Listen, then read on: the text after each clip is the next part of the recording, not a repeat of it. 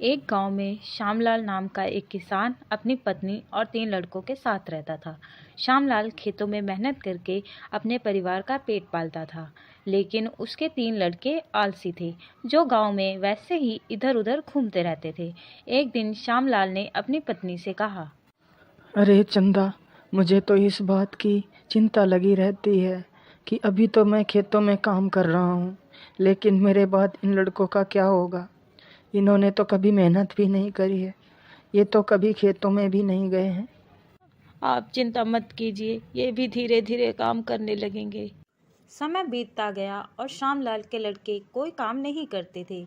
एक बार श्यामलाल बहुत बीमार पड़ गया और वह काफ़ी दिनों तक बीमार ही रहा। उसने अपनी पत्नी से कहा, अरे चंदा, जरा तीनों लड़कों को बुला कर ले आओ, मुझे उनसे कुछ ज़रूरी बात करनी है।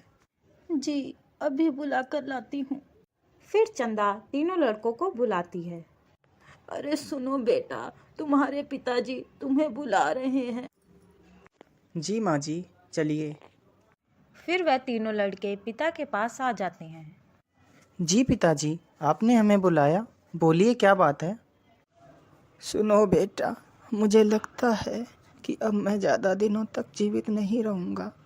इसीलिए बेटा, मैं तुम लोगों को बताना चाहता हूँ कि मैंने अपने जीवन भर का कमाया हुआ धन अपने खेत के नीचे दबा रखा है। मेरे बाद तुम उसमें से खजाना निकाल कर आपस में बांट लेना। श्यामलाल की यह बात सुनकर तीनों लड़के खुश हो गए। कुछ समय बाद श्यामलाल की मृत्यु हो गई। श्यामलाल की मृत्यु के कुछ दिनों बाद उसके लड़के खेत में दबा खजाना निकालने गए।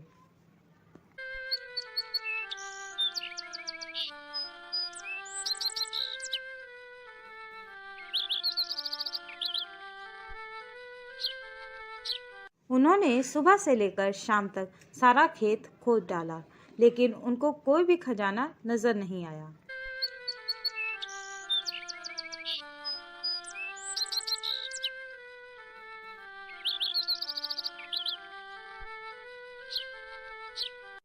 लड़के घर आकर माँ से बोलते हैं, माँ, पिताजी ने हमसे झूठ बोला था, उस खेत में हमें कोई खजाना नहीं मिला।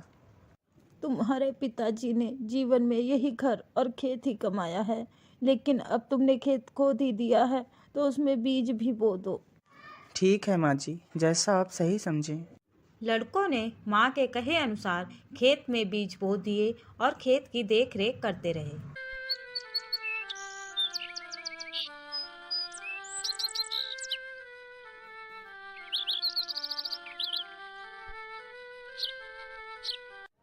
कुछ समय बाद उनके खेत में बहुत अच्छी फसल तैयार हुई।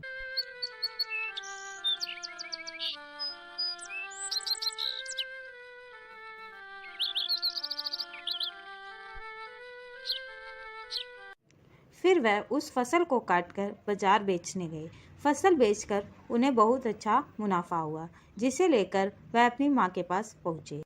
ये लो माँ, ये पैसा हमने फसल बेचकर कमाया है। लड़कों की यह बात सुनकर चंदा बहुत खुश हो जाती है और कहती है, तुम्हारी मेहनत ही असली खजाना है, यही तुम्हारे पिताजी तुम्हें समझाना चाहते थे। इस कहानी से हमें यह शिक्षा मिलती है कि हमें आलस त्याग कर मेहनत करना चाहिए।